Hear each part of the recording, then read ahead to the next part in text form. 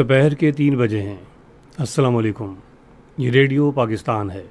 शहरियार अहमद से ख़बरें सुनिए। अहम ख़बरों का खुलासा।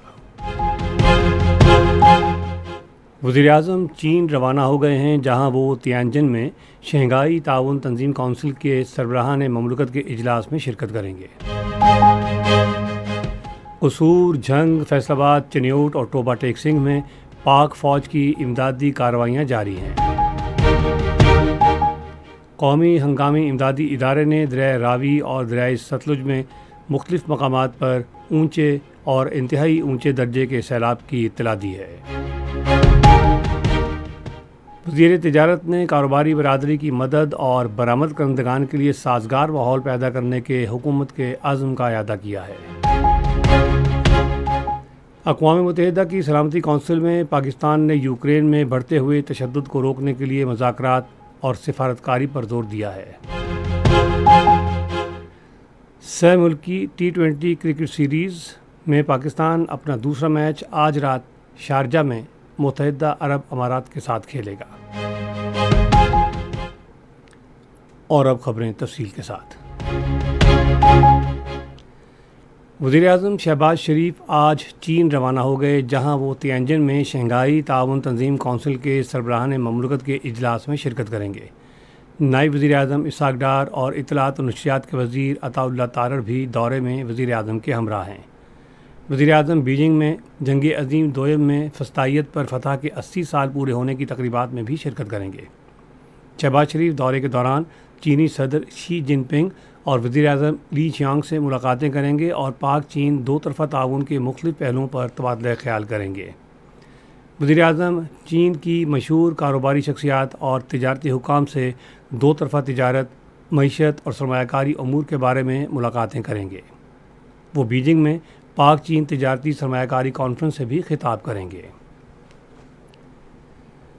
नायब वज़ीर-ए-आज़म मोहम्मद इसहाक़ डार ने कहा है कि पाकिस्तान की चीन के साथ पायदार तज़वीराती शराकत, एतमाद और तज़वीराती हम आहंगी पर मबनी है। उन्होंने एक्स पर एक पोस्ट में कहा है कि पाकिस्तान आलमी तरक्की और अमन के लिए सदर शी के इक़दामात को कदर की निगाह से देखता है।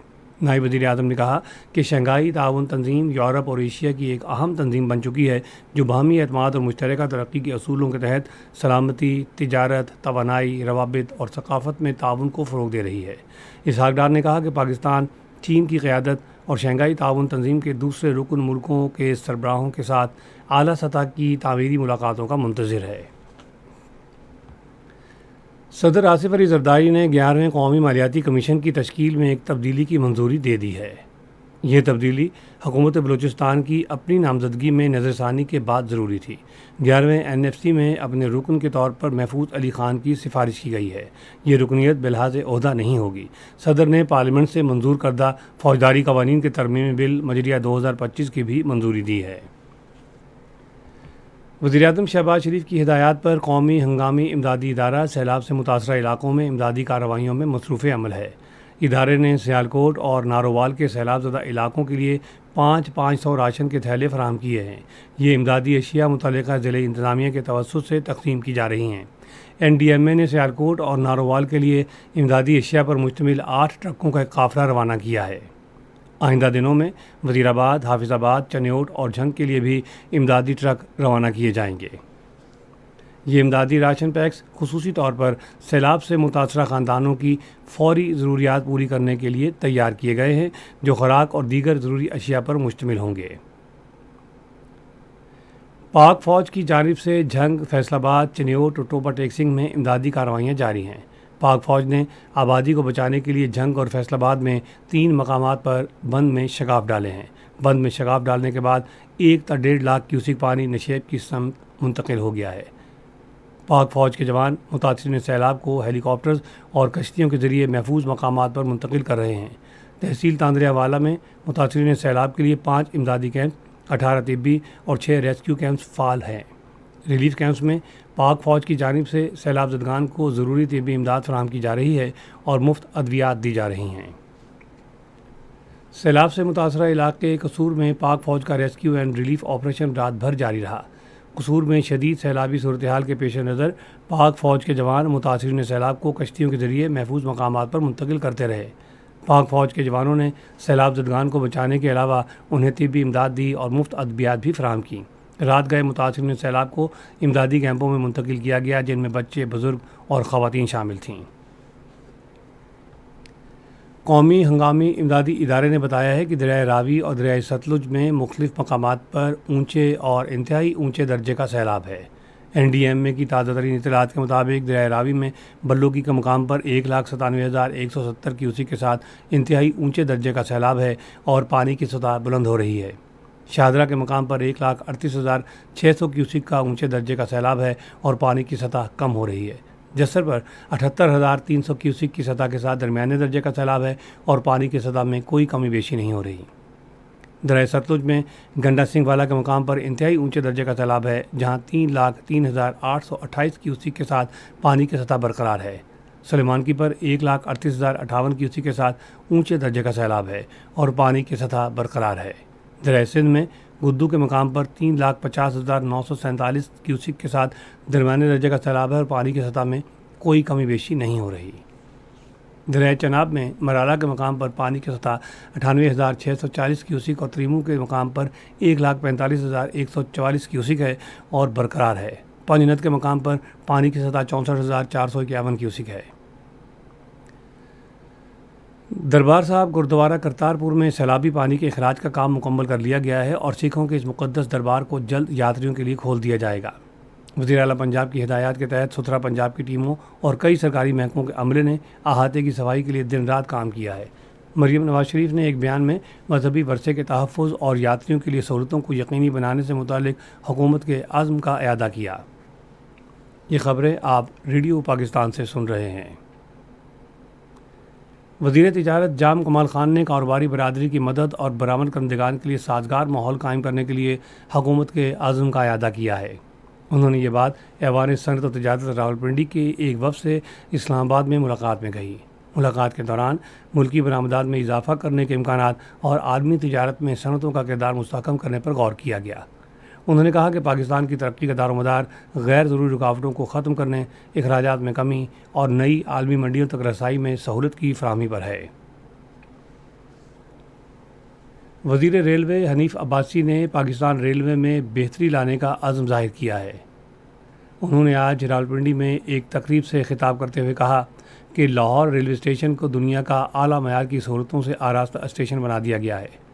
وفاقی وزیر نے راولپنڈی میں صحت، صفائی، تعلیم، شاہراہوں کے بنیادی ڈھانچے اور ٹرانسپورٹ کے شعبوں میں کیے گئے اقدامات پر بھی روشنی ڈالی۔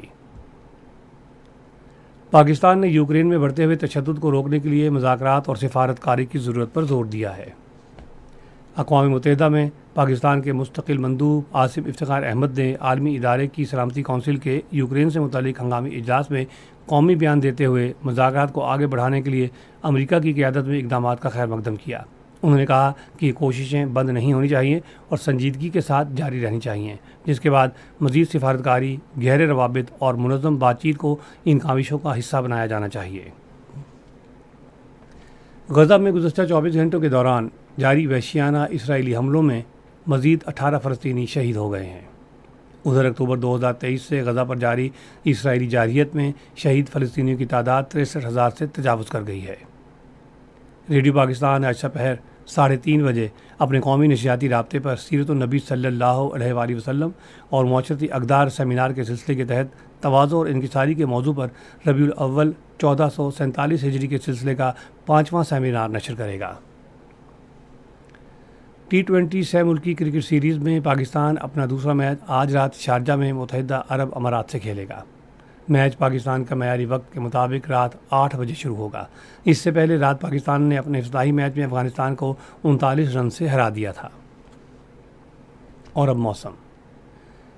محکمہ موسمیات کی پیشگوئی کے مطابق آئندہ 12 گھنٹوں کے دوران پنجاب، کشمیر، اسلام آباد اور خیبر پختونخوا میں آندھی اور گرج چمک کے ساتھ بارش کا امکان ہے۔ شمال مشرقی بلوچستان اور شمالی اور جنوب مشرقی سندھ میں شام اور رات کے اوقات میں کہیں کہیں گرج چمک کے ساتھ بارش کی توقع ہے۔ آج ریکارڈ کیا گیا بعض اہم شہروں کا درجہ حرارت: Islamabad 27 degree centigrade, Lahore 25، Karachi 33، Peshawar Murree 20، Quetta 30، Gilgit 35، Muzaffarabad 34، جبکہ سری نگر 25، جموں 29 اور لیہ میں 14 ڈگری سینٹی گریڈ رہا۔ اہم خبروں کا خلاصہ ایک مرتبہ پھر سن لیجیے۔ وزیر اعظم چین روانہ ہو گئے ہیں، جہاں وہ تینجن میں شنگھائی تعاون تنظیم کونسل کے سربراہان مملکت کے اجلاس میں شرکت کریں گے۔ قصور، جھنگ، فیصل آباد، چنیوٹ اور ٹوبا ٹیک سنگھ میں پاک فوج کی امدادی کارروائیاں جاری ہیں۔